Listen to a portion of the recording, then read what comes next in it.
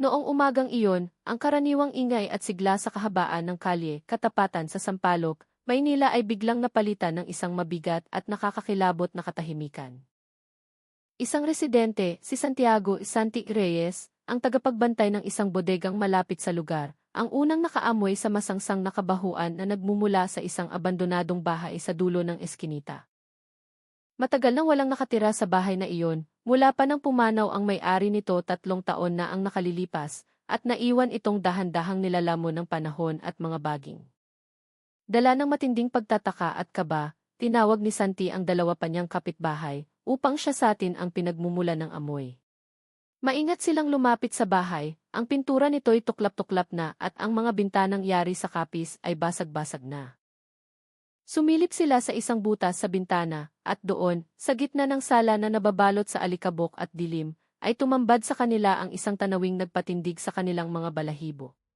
Isang katawan ng tao ang nakahandu sa isasahig, walang buhay, at karumaldumal na pinutulan ng 2 paa. Gulat at takot ang namayani. Walang ano-ano'y tumakbo si Santi upang i-report sa pulisya ang kanilang natuklasan. Hindi nagtagal, dumating ang scene of the crime operatives ng Manila Police District, kasama ang mga tauhan mula sa forensic unit at isang ambulansya. Pagbukas pa lang ng pinto ng bahay, isang mas matinding bugso ng kabahuan ang sumalubong sa kanila, sapat na para mapasuka ang sinumang hindi sanay. Ngunit hindi lang iyon ang gumimbal sa mga investigador. Sa isang pader sa loob ng sala, nakasulat sa malalaking titik na kulay pula ang mga salitang, "Nagbalik de Fiday." Ang mga letra ay tila isinulat gamit ang spray paint, ngunit ang kulay nito ay mas hawig sa natuyong dugo. Si Police Captain Emilio Pascual, hepe ng Sampaloc Police Station, ay nagbigay ng paunang pahayag sa mga mamamahayag. Ang biktima ay tinatayang isang lalaki, nasa pagitan ng 30 hanggang 40 anyos. Nasa estado na ng agnas ang katawan, ngunit makikilala pa ang itaas na bahagi. Hindi pa namin matukoy ang motibo, maikling sinabi niya sa harap ng mga kamera. Sa ngayon, nakatuon kami sa pagkilala sa biktima at pagsisiyasat kung may kaugnayan ito sa isang lumang kaso. Ayon sa mga forensic, ang biktima ay posibleng namatay 3 hanggang 5 araw na ang nakalipas bago natagpuan. Ang mga paa nito ay tila pinutol gamit ang isang matalas na bagay dahil sa malinis na hiwa na iniwan nito. Sa paligid ng lugar, nakakita ang mga pulis ng mga bakas ng putik at mga natunaw na kandila na nagpapahiwatig na may ginawang kung ano sa lugar bago ang malagim na krimen. Samantala, ang mga residente sa paligid ay hindi na mapakali sa takot. Ayon sa kanila, madalas silang makarinig ng mga yabag sa gabi na nagmumula sa loob ng abandonadong bahay. May ilan pang ang nagsabing nakakita sila ng liwanag ng kandila mula sa bintana, ngunit inakala nilang gawa-gawa lang iyon ng mga batang naglalaro. Ngayon, ang buong lugar ay napalibutan na ng police line at mahigpit na binabantayan. Patuloy ang pangangalap ng ebidensya ng pulisya, kabilang ang pagsusuri sa CCTV mula sa isang kalapit na 7-11 at pagtatanong sa ilang mga saksi. Hanggang ngayon, hindi pa rin matukoy ang pagkakakilanlan ng biktima, at ang sulat sa pader na "Nagbalik na ako" ay nananatiling isang nakakatakot na palaisipan para sa lahat. Kinabukasan, nanatiling mahigpit na nakakordon ang paligid ng bahay. Nagpatuloy ang pulisya sa kanilang masusing investigasyon, ngayon ay tinutulungan na ng isang team mula sa National Capital Region Police Office, NFEPO. Mula sa paunang pagsusuri, nakakita sila ng mga patak ng dugo sa sahig na patungo sa likurang pinto ng bahay. Ang nakapagtataka, ang mga bakas ay biglang huminto malapit sa isang lumang balon na natatakpan ng mga tabla. Nagpasya ang mga investigador na buksan ang balon upang tiyaking walang karagdagang ebidensya sa loob nito. Pag-angat pa lang ng mga tabla, isang malansang amoy ang humalimuyak. Nang sinaga ng flashlight, nakita nila ang mga piraso ng tela at damit na puno ng dugo. Iniahon ng pulisya ang laman ng balon gamit ang espesyal na kagamitan. Bagamat walang ibang bahagi ng katawan na natagpuan, pinatibay nito ang hinala na sinubukan ng salarin na itago ang kanyang mga bakas. Samantala, ang resulta ng paunang pagkakakilanlan mula sa mga fingerprint na nakuha sa katawan ay nagpakita ng tugma sa datos ng isang lalaking nagngangalang Andres Andy T. Sarmiento, isang residente ng Tondo, Maynila, na iniulat na nawawala ng kanyang pamilya 4 na araw na ang nakalipas. Kinumpirma ng hepe ng EC na pinuntahan na ng mga investigador ang pamilya para sa proseso ng EC confirmation. Ngunit ang pinakanagdulot ng tanong ay ang misteryosong mensahe sa pader. Ang mga salitang nagbalik na ako ay may parehong estilo at porma ng mga letra sa isang kaso ng pagpatay sa Maynila noong 2018 kung saan nagsulat din ang salarin ng parehong mensahe sa pader ng crime scene. Ang kasong iyon ay hindi kailanman nalutas. Lumakas ang hinala. Posibleng ang salarin ngayon ay ang parehong tao mula sa nakaraan o isang taong ginagaya ang estilo ng dating mamamatay tao upang maghasik ng panibagong lagim. Sinimulan na siyang tawagin ng ilang residente bilang ang nagbabalik na anino, isang pangalang mabilis na kumalat sa lokal na social media dahil sa pagkakatulad ng modus at ng mensaheng iniwan. Hanggang sa gumabi, patuloy pa rin ang trabaho ng forensic team. Ang mga ilaw ng spotlight ay nakatutok sa bahay, habang ang mga mamamahayag at residente ay nagkukumpulan sa labas ng police line. Sa gitna ng mga tao, isang babaeng nasa katanghaliang gulang ang biglang humagulgol nang makita ang larawan ng biktima sa cellphone ng isang pulis. Sumigaw siya, tinatawag ang pangalang Andy, na lalong nagpatibay sa hinala na ang biktima ay ang kanyang anak. Ang kanyang pag-iyak ay sumabay sa pagpatak ng ambon mula sa madilim na kalangitan ng Maynila, na nagdagdag sa bigat at takot na bumabalot sa lugar. Nang gabing iyon, ang balita tungkol sa bangkay na walang mga paa at may misteryosong sulat na "Nagbalik na ako" ay mabilis nang kumalat sa buong Kamaynilaan. Naging viral sa iba't ibang social media platform ang mga live broadcast mula sa crime scene. Ang mga komento ay puno ng takot at espekulasyon. Marami ang nagsasabing ito na nga ang pagbabalik ng matagal nang natutulog na mamamatay tao. Sa gitna ng kaguluhan, nakatanggap ng impormasyon ang pulisya mula sa isang matandang lalaki na nagngangalang Mang Densyo, isang dating tanod sa lugar na iyon. Dumating siya sa istasyon ng pulisya dala ang isang luma at kupas na kwaderno. Nanginginig ang boses, ikinuwento ni Mang Densyo na 6 na taon na ang nakalipas, ang bahay na iyon ay naging lugar din ng isang katulad na krimen. Dati po, dyan din sa bahay na iyan natagpuan ang bangkay ng isang babae na walang mga kamay. At sa pader, may sulat din na "Nagbalik na ako", parehong-pareho sa ngayon, sabi ni Mang Densyo habang ipinapakita ang kanyang lumang logbook kung saan nakatala ang mga pangyayari sa nakaraan. Nakatala sa kwaderno ang petsa, oras ng pagkatuklas, at maging ang deskripsyon ng sulat sa pader na halos magkapareho. Natigilan ang mga investigador sa narinig. Agad nilang binuksan muli ang mga lumang archive na nakatago sa AE headquarters. Lumabas sa kanilang pagsasaliksik na mayroon niyang kaso ng pagpatay noong 2018. Ang biktima ay si Susie Lazaro, isang nagtitinda ng bulaklak na misteryosong nawala bago natagpo ang patay sa parehong bahay. Hindi kailanman nahuli ang salarin at ang kaso ay nanatiling malamig. Lalong lumakas ang hinala na hindi ito nagkataon lamang. Ngunit may isang bagong katotohanan na lumitaw na mas lalong gumulat sa lahat. Ang bahay na iyon pala ay dating pag-aari ng isang lalaking nagngangalang Hector Lopez, ang pangunahing suspect sa kaso ni Susan 6 na taon na ang nakalipas, na bigla na lang nawala matapos palayain dahil sa kakulangan ng ebidensya. Ayon sa mga residente, bago matagpuan ang bangkay ni Andy, may ilang nakapansin sa isang payat na lalaking nakaitim na jacket na palaging pumapasok at lumalabas sa bahay tuwing gabi. Ngunit sa tuwing lalapitan, nawawala ito sa dilim ng eskinita. Akala namin baliw lang o palaboy, pero ngayon, takot na kaming lahat lumabas ng gabi, sabi ni Renny, isa sa mga kapitbahay, na namumutla ang mukha. Tinutugis na ngayon ng pulisya ang sinumang maaaring may kaugnayan pa kay Hector Lopez. Samantala, ang mga residente sa paligid ng lugar ay ayaw nang dumaan sa kalye na iyon pagkalubog ng araw. Mas maaga na nilang isinasara ang kanilang mga bintana, dinodoble ang kandado ng mga pinto, at ang ilan ay nagpakabit pa ng sarili nilang key dahil sa takot na baka maulit ang pangyayari. Ang dating tahimik na lugar ay naging sentro na ngayon ng takot. Bawat yabag sa gabi ay nagiging dahilan ng kanilang paggising. Ang mga salitang "Nagbalik na ako" sa pader ng abandonadong bahay ay tila isang aninong dumidikit sa isipan ng lahat. Kinaumagahan, isang special investigation team mula sa NFERPO ang direktang pumunta sa lokasyon. Sinimulan nilang galugarin ang buong paligid ng bahay hanggang sa layong 300 metro. Doon, may natagpuan silang isang bagay na nagdulot ng malaking katanungan. Isang lumang litrato, kupas na, ang naipit sa pagitan ng mga bloke sa likod ng bahay.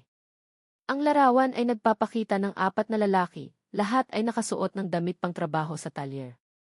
Sa likod ng litrato, may nakasulat, magkakasama, 2018. Isa sa mga mukha sa larawan ay pinaniniwalaang si Hector Lopez. Ngunit sa kanang sulok sa ibaba, may isa pang mukha na hindi pa kilala. Malinaw ang kanyang itsura at agad na ipinakalat ng pulisya ang larawan sa National Identification Network para hanapan ng katugma. Samantala, ang resulta ng paunang autopsy mula sa FE General Hospital ay nagbunyag ng isang nakakagulat na katotohanan. Ang biktimang si Andres Sarmiento ay may mga maliliit at pinong hiwa sa dibdib at likod na bumubuo ng isang pabilog na pattern, katulad ng simbolong natagpuan sa katawan ng biktima noong 2018.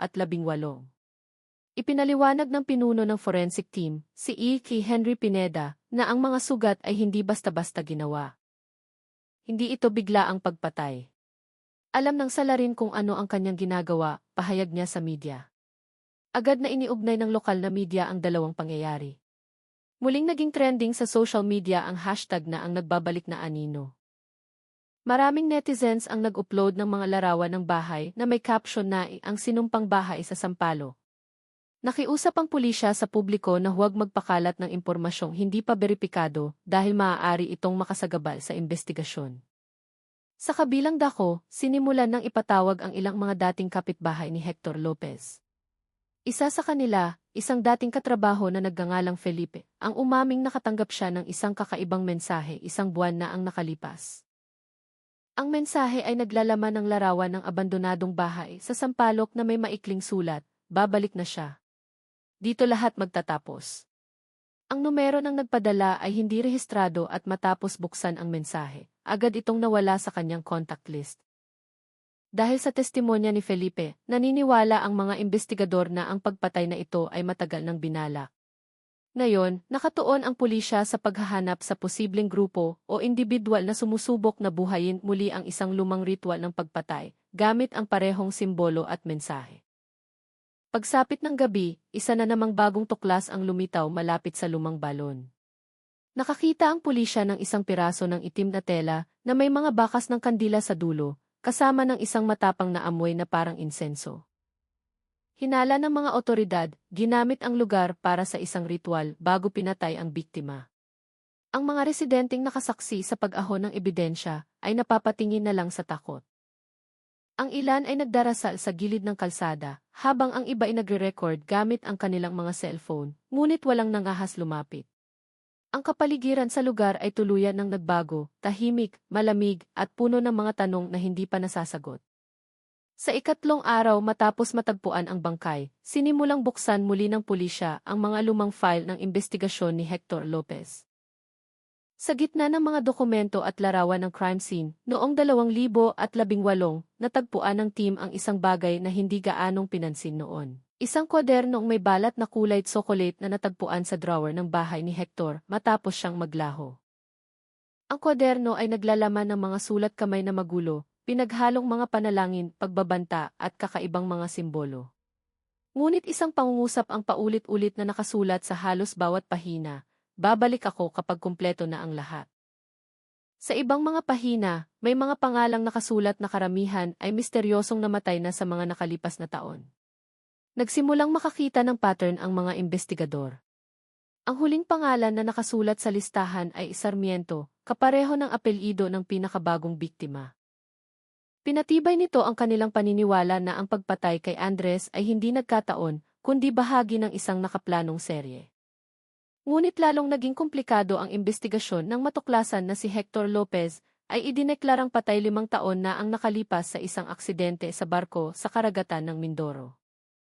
Hindi kailanman natagpuan ang kanyang katawan, ngunit nakatanggap na ng opisyal na death certificate ang kanyang pamilya.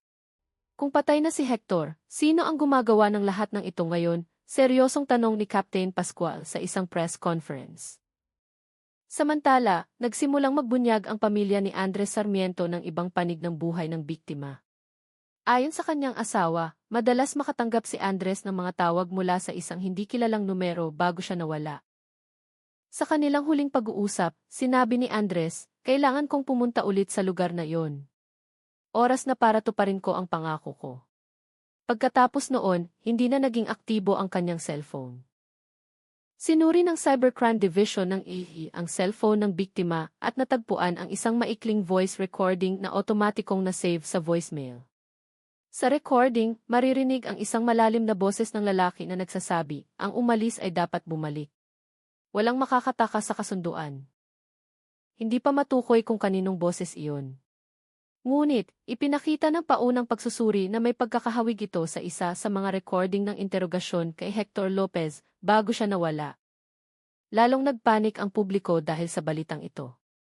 Pati ang national media ay nagsimula ng bumaba sa Maynila upang i-cover ang kaso na tinawag na ngayong ang kaso ng nagbabalik na anino. Ginamit na rin ang mga forensic psychologist upang pag-aralan ang sulat at paraan ng komunikasyon ng salarin. Ang mga residenteng nabubuhay na ngayon sa takot ay nag-organisa ng isang prayer vigil sa harap ng abandonadong bahay. Dose-dose ng kandila ang sinindihan. Ngunit ang nakapangingilabot, nang magsimula ang dasal, sabay-sabay na namatay ang ilang kandila dahil sa ihip ng hangin kahit na napakatahimik ng gabi.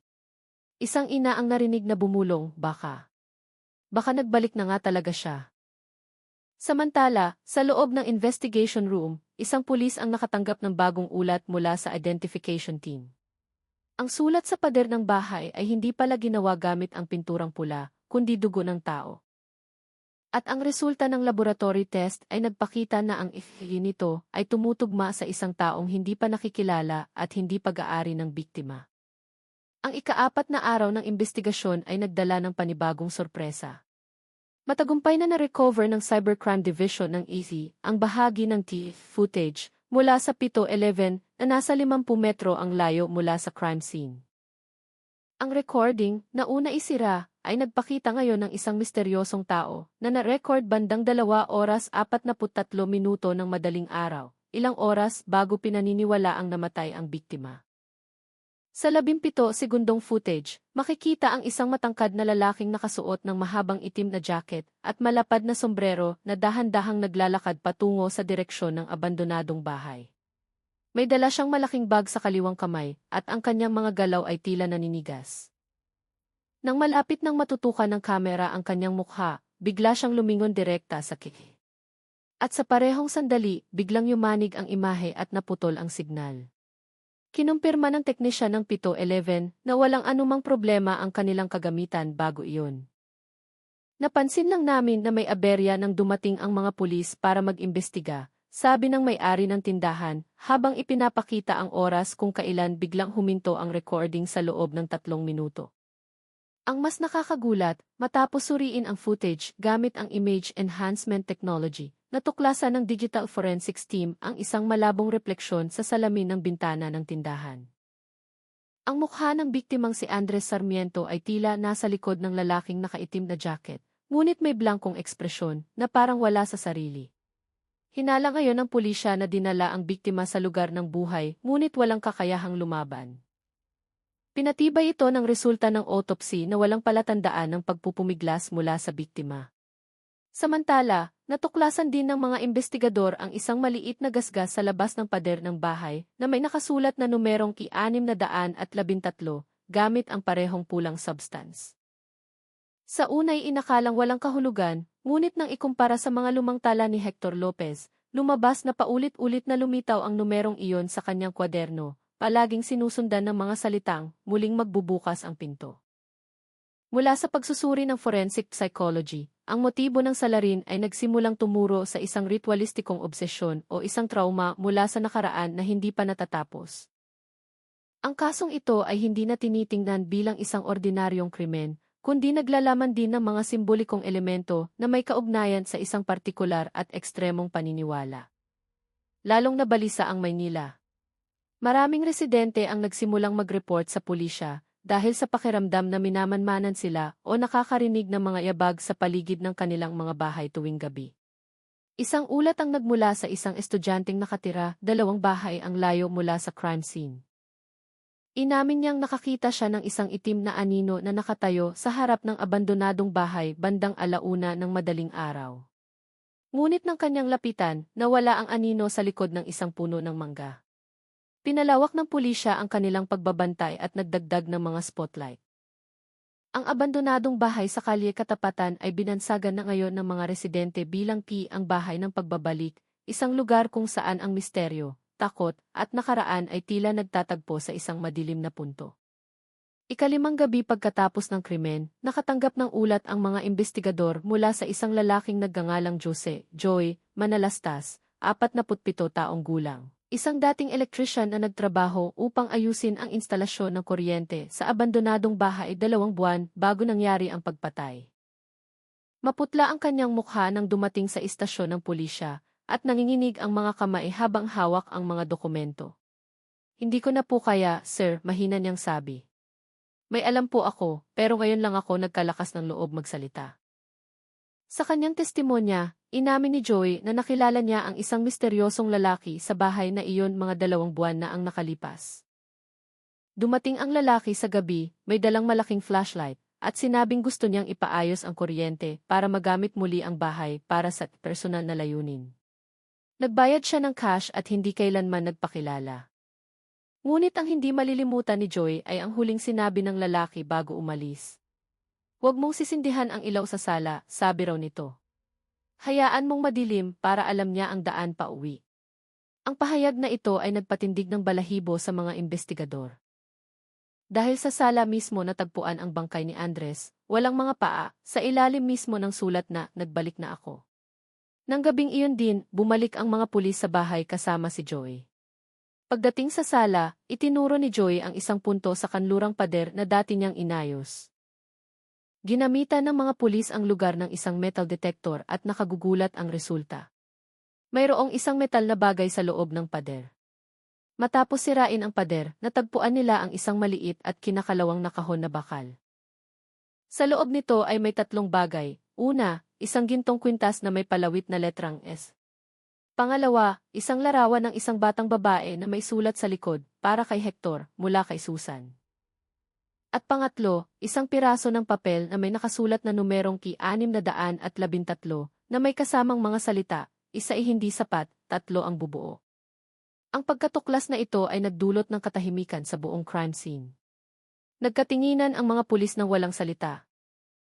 Ang paunang hinala, ang salarin ay may malakas na emosyonal na koneksyon sa biktimang si Susan noong 2018 at ngayon ay nagpapatuloy sa isang hindi natapos na ritual ng paghihiganti. Samantala, ang pagsusuri sa sulat kamay sa papel ay nagpakita ng 89% na pagkakatugma sa sulat ni Hector Lopez. Kahit wala pang pruweba na buhay pa siya, 2 lang ang posibilidad, sabi ng hepe ng Maaaring may nanggagaya kay Hector para maghasik ng takot, o hindi pa talaga siya patay. Lumalim na ang gabi. Habang naghahanda ang team na umalis, si Joy, na nakatayo sa labas, ay biglang napatingin sa bintana sa ikalawang palapag. Nanginginig siyang itinuro ito at sumigaw, "Ayan siya." Nandoon siya. Lahat ay napalingon, ngunit wala silang nakita. Isang malabong anino lamang ang dahan-dahang naglaho nang itutok ang mga spotlight. Ilang pulis ang umaming bigla silang nakaamoy ng nasusunog na insenso na hindi malaman kung saan nanggaling. Sa gitna ng katahimikan, isang mahinang bulong ang narinig mula sa isang batang investigador, Baka nagbalik na nga talaga siya." Kinabukasan, ang investigasyon ay umusad sa isang hindi inaasahang direksyon. Base sa masusing pagsusuri sa mga gamit sa loob ng kahon, natagpuan ng team ang isang fingerprint na hindi pag-aari ni Hector Lopez o ng biktima. Ang fingerprint ay tumugma sa datos ng isang lalaking nagngangalang Samuel Sammy Pangilinan, 42 taong gulang, dating katrabaho ni Hector sa talyer. Nabatid na si Sammy ay nawawala na mula pa noong 1 buwan matapos isara ang kanyang maliit na negosyo sa Caloocan. Tinunto ng pulisya ang kanyang huling tirahan, isang simpleng inuupahang bahay sa gilid ng Maynila. Pagdating doon, nakalock ang pinto. Ngunit mula sa siwang ng bintana, nakita nila ang mga papel, kandila, at isang bagay na parang maliit na estatwa na napapalibutan ng pulang tali. Matapos piliting buksan, tumambad sa kanila ang isang nakakakilabot na tanawin. Ang mga pader sa loob ay puno ng paulit-ulit na sulat, "Hindi patay si Hector, narito siya," at "3 ang kailangan." Pagkatapos nito, tatahimik na siya. Sa isang mesa sa gitna ng silid, may isang folder na naglalaman ng mga lumang larawan ni Hector, kasama ang 4 na iba pa, kabilang sina Andres at Susan. Sila pala ay dating magkakatrabaho sa isang talyer ng kotse na ngayon ay sarado na. Sa mga dokumento, natagpuan din ang isang tala na may petsang 2 linggo bago ang pagpatay. Inutusan niya akong tapusin ang aming nasimulan. Naririnig ko ang boses niya gabi-gabi. Hindi umalis si Hector. Naghihintay lang siya. Pinatibay ng tala na ito ang hinala na si Sammy ay nahuhumaling kay Hector at naniniwalang ginagabayan siya ng kaluluwa nito para isagawa ang mga pagpatay. Ngunit hindi pa man nagpapatuloy ang investigasyon, nakatanggap ng balita ang pulisya. Si Samuel Pangilinan ay natagpuang walang malay sa pampang ng Ilog Pasig, halos hubad at puno ng putik ang katawan. Nang magkamalay sa ospital, tila tuliro si Sammy. Ngunit sa gitna ng kanyang kahinaan, bumulong siya. Hindi ako nag-iisa sa bahay na yon. Naghihintay siya sa sala. Tinutulungan ko lang siyang umuwi. Dahil sa pahayag na ito, nagdagdag ng mahigpit na bantay ang mga pulis sa silid ni Sammy. Ayon sa forensic psychologist, ang kanyang estado ng pag-iisip ay malubhang naapektuhan. Samantala, kinumpirma ng pagsusuri sa dugo sa pader ng abandonadong bahay ang isang nakakatakot na katotohanan. Ang ihi nito ay tugma sa dugo mismo ni Sammy. Ibig sabihin, ang sulat na at nagbalik na ako ay ginawa gamit ang sarili niyang dugo. Ngunit ang nakakalito, sa gabi ng krimen, si Sammy ay na-record ng security camera sa isang gasolinahan mga 3 kilometro ang layo mula sa crime scene. Paanong nangyaring ang dugo niya ay nasa lokasyon ng pagpatay habang siya mismo ay nasa ibang lugar sa parehong oras? Isang mas nakakatakot na posibilidad ang nagsimulang mabuo sa isipan ng mga investigador. Baka si Sammy ay hindi ang pangunahing salarin, kundi isang kasangkapan lamang, at ang kisya na tinutukoy sa kanyang mga tala ay maaaring hindi na isang tao. Ika-6 na gabi mula nang matagpuan ang bangkay, lalong naging mabigat ang kapaligiran sa kalye Katapatan. Mas maaga nang nagsara ang mga tindahan at ang daan patungo sa bahay ay binabantayan na ng mga armadong pulis. Ngunit sa kabila ng seguridad, may masamang kutob ang mga investigador. Bandang 11:40 ng gabi, iniulat ng mga bantay na biglang namatay ang mga spotlight sa harap ng bahay, kahit na stable ang kuryente. Nang subukang buksan muli, biglang nagdilim ang buong lugar sa loob ng halos 1 minuto. Sa kadiliman, iniulat ng isang miyembro ng team na nakita niya ang silweta ng isang tao na nakatayo sa loob ng bahay, sa harap ng pulang sulat sa pader. Nang bumukas ang emergency lights, wala ng tao sa loob. Ngunit ang bagong kabit na surveillance camera ay nakapag-record ng isang bagay na hindi maipaliwanag, anino ng 2 tao sa sala. Ang isa ay kahawig ng katawan ni Andres Sarmiento. Ang pangalawa ay nakatayo sa likod nito, matangkad, payat, at may hawak na parang mahabang patalim. Agad na nag-utos ang hepe na pasukin ang bahay. 5 miyembro ng Special Action Force ang mabilis na kumilos. Pagbukas nila ng pinto, ang hangin sa loob ay kasing lamig ng isang freezer. Ang amoy ng insenso ay nanunuot sa ilong kahit walang nakasinding kandila. Sa sahig, sa ilalim mismo ng sulat, natagpuan nila ang isang tumpok ng basang itim na tela, at sa ilalim nito, isang bagong pugot na paa ng tao. Kinumpirma ng medical team na hindi ito pag-aari ng naunang biktima. Ibig sabihin, may bago na namang biktima. Ngunit bago pa man maproseso ang ebidensya, isang malakas na tunog ng nababasag na salamin ang narinig mula sa hagdanan. Itinutok ng isang pulis ang kanyang flashlight at nakita ang anino ng isang taong mabilis na tumatakbo sa pasilyo. Hinabol nila ito, ngunit pagdating sa dulo ng hagdan, isang bukas na bintana lang ang kanilang natagpuan. Nang bumaba sila, ang sulat sa pader na dating inagbalik na ako, ay tila nagbago. May mga bagong letra, at ang mababasa na ngayon ay hindi day umaalis. Ilang minuto ang lumipas, isa pang ulat ang dumating mula sa ospital. Si Samuel Pangilinan ay nawawala sa kanyang silid. Ipinakita sa TV na nakaupo siya sa kama, biglang lumingon sa kamera na may blankong ekspresyon bago maglakad palabas ng mag-isa. Ang kakaiba, walang sinumang nurse o gwardiya ang nakakita sa kanya. Agad na iniugnay ng mga pulis ang 2 insidente. Ngunit bago pa man mailabas ang utos na habulin siya, biglang tumunog ang radyo ng isang pulis. Isang mahina, paos, at hindi kilalang boses ang nagsalita, sapat na ang tatlo. Isa pa ang darating. Walang sinuman sa team ang may-ari ng boses na iyon. Isang mahabang katahimikan ang bumalot sa lugar. Kahit ang generator na nagpapagana sa mga ilaw ay umalog ng ilang segundo bago kusang namatay. Sa gitna ng dilim, ang pulang sulat sa pader ay tila bahagyang kumikinang. Kinabukasan, ang bahay ay opisyal nang isinara ng tuluyan ng pulisya. Subalit, kumalat ang tsismis na tuwing gabi, may liwanag ng kandila na lumilitaw sa likod ng bintana. Sa ikapitong araw ng investigasyon, ang lungsod ng Maynila ay tila nasa ilalim ng isang kolektibong takot. Nagpasya ang pinagsamang puwersa ng NFERPO at DE na muling suriin ang likod ng bahay sa isang maliit na hardin na natatakpan ng makapal na damo. Sa ilalim ng malambot na lupa, biglang huminto ang isang negatibo, 9 unit at malakas na tumahol. Nang hukayin, natagpuan nila ang isang lumang maletang kulay tsokolete. Ang laman nito ay nagpatahimik sa lahat, isang naka-frame na litrato ni Hector Lopez, Andres Sarmiento, Susan Lazaro, at Samuel Pangilinan na nakatayo sa harap ng parehong bahay na maisulat kamay sa ibaba. Ang bahay na ito ang simula at wakas ng lahat. Isang maliit na talaarawan na may huling petsang Oktubre 14 na, 2 araw bago iulat na nawawala si Andres. At isang puting tela na may malaking numerong Ki-613.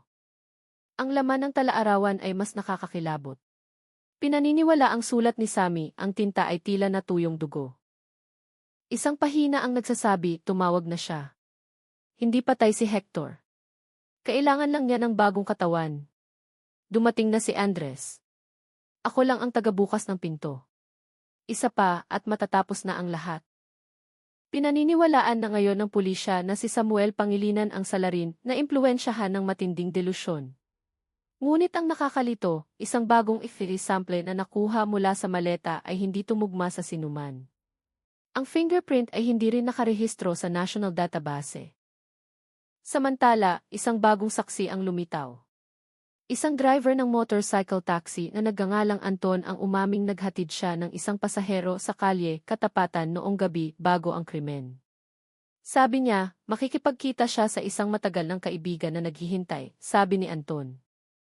Nang ilarawan niya ang pasahero, sinabi niyang ito ay isang matangkad at payat na lalaki, nakaitim na jacket, at may malaking peklat sa bukong-bukong, na parabang naputol ito at idinugtong muli. Ang description na ito ay yumanig sa buong investigation room. Dahil sa lahat ng lumang medical records, si Hector Lopez lang ang nag-iisang tao sa kaso noong 2018 na nawalan ng kaliwang paa sa isang aksidente sa talyer bago siya naglaho. Nang hapong iyon, ginalugad ng pulisya ang pampang ng Ilog Pasig, ngunit wala silang nakitang bakas ni Sammy. Sa isang maliit na tulay malapit sa lugar, may lumitaw na bagong sulat na kulay pula, 3 na. Isa ang darating. Nang gabing iyon, kumalat ang balitang ito. Naging trending topic ang Hector nagbalik. Habang naghahanda ang forensic team na pumasok muli sa bahay, biglang umandar ang motion sensor sa loob. Ipinakita ng kamera ang isang tao na pumapasok sa sala, matangkad, payat at paika-ikang maglakad. Sa monitor, huminto ang figura sa harap ng sulat na hindi umaalis. Dahan-dahan nitong itinaas ang kaliwang kamay at may isinulat na bago sa ilalim, gamit ang isang likidong pula. Ikawalong gabi, nag-iba na ang pakiramdam sa paligid ng lokasyon. Ang police post ay inilipat na sa layong 100 metro. Isang kakaibang pangyayari ang paulit-ulit na nangyayari, tuwing 2:43 ng madaling araw. Ang oras sa lahat ng digital na kagamitan ng mga pulis ay sabay-sabay na humihinto sa loob ng eksaktong 13 segundo. Pagkatapos nito, ang sulat sa pader ay laging nagbabago ng bahagya. Ang pinakahuling idinagdag ay, hintayin niyo ako sa Kabanata 11. Nagpasya ang hepe ng NSERPO na magkabit ng 12 high-tech na kamera sa buong bahay. Bandang 12:14 ng hating gabi, ang temperatura sa loob ng bahay ay biglang bumagsak mula 29 degree K patungong 14 na degree K.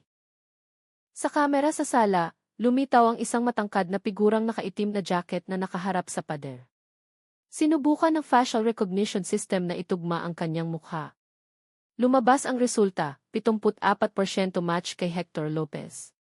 Bago pa man makakilos ang mga pulis, sabay-sabay na namatay ang lahat ng kamera. Sa katahimikan, narinig nila ang tatlong katok mula sa loob ng bahay. Pagkatapos, namatay ang lahat ng ilaw. Nang bumalik ang kuryente, tuluyan ang nagbago ang sulat sa pader. Gusto niyong malaman ang katotohanan? Buksan niyo ang lumang balon. Dagli silang nagtungo sa likod. Maingat nilang ibinaba ang isang ilaw sa loob ng balon. Sa ilalim, nakakita sila ng isang malaking plastic bag na naglalaman ng mga buto at piraso ng metal. Ang mga buto ay mula sa tatlong magkakaibang tao. Isa rito ay tumugma sa esegi ni Hector Lopez. Ngunit ayon sa pagsusuri, isa sa mga bungo ay 1 linggo pa lang ang tanda. Ibig sabihin, may bagong biktima na idinagdag dito. Sa ilalim ng balon, natagpuan din ang isang sirang relo na huminto sa oras na 2 oras 43 minuto. Sa likod nito, may nakaukit na pangalang Pangilinan. Ngunit ayon sa mga tala, hindi pa natatagpuan ang bangkay ni Samuel Pangilinan. Habang abala ang team, muling nakarinig ng mga yabag sa loob ng bahay. Isang kamera ang muling umandar at nakita ang sulat sa pader na nagbago na naman, 3 na. Isa pa ang darating. At hindi pa tapos ang bahay na ito. Ika-10 araw, ang bahay sa Kalye Katapatan ay opisyal ng isinara ng tuluyan na palibutan ng itim at dilaw na police line. Subalit, para sa mga residente, ang selyo ay hindi garantiya ng kaligtasan, kundi isang paalala na mayroon pang hindi umaalis sa loob. Ang mga buto mula sa balon ay nakumpirmang mula sa 3 individual. Ang huling fifi ng dugo sa pader ay nanatiling misteryo, hindi ito nakarehistro sa anumang database, na para bang pag-aari ng isang taong hindi kailanman umiral. Tinawag ito ng mga eksperto na biological anomaly. Marami sa mga investigador ang naniniwalang ang kasong ito ay lumagpas na sa hangganan ng karaniwang krimen. Isa-isang nagsimulang mag-ulat ang mga pulis na pumasok sa bahay na sila ay binabagabag sa kanilang pagtulog. Sa kanilang mga panaginip, lagi nilang nakikita ang isang matangkad na lalaking nakaitim na jacket, paika-ikang naglalakad at bumubulong, 3 na. Isa pa ang naghihintay. Nagpasya ang pamahalaang lungsod ng Maynila na tuluyang isara ang buong lugar. Nagtayo ng matataas na bakod at mga babala. Ngunit noong gabi ng ika-4 ng Nobyembre, 2 oras 43 minuto ng madaling araw, ang oras na itinuturing na ngayong oras ng sumpa, isang security camera sa kabilang kalye ang otomatikong umandar. Ang 8 segundong recording ay nagpakita ng anino ng isang taong lumalabas mula sa pinto ng bahay. Dahan-dahan itong naglakad, huminto at tumingin ng diretso sa kamera. Hindi malinaw ang mukha, ngunit sa kanyang dibdib, nakasabit ang isang kwintas na may letrang F. Huminto ang recording kasabay ng isang malakas na kulog, at mula noon, lahat ng kamera sa paligid ay hindi na gumana. Idineklara ng pulisya na magpapatuloy ang investigasyon. Subalit, sa mga residente, isang parirala na lang ang madalas marinig kapag may dumadaan sa eskinita ng Katapatan, ang mga salitang nakasulat sa pader na hindi kailanman nabura, nagbalik na ako. Hindi pa ako umaalis. At sa ilalim nito, na may mas matingkad na pulang kulay, may idinagdag na pangungusap na hindi alam kung sino ang sumulat, natapos na ang kwento, pero narito pa rin siya. Ang kaso ng nagbabalik na anino sa Maynila ay nag-iwan ng isang malaking katanungan, at ang misteryo sa bahay na iyon ay nananatiling nakabitin sa hangin, naghihintay.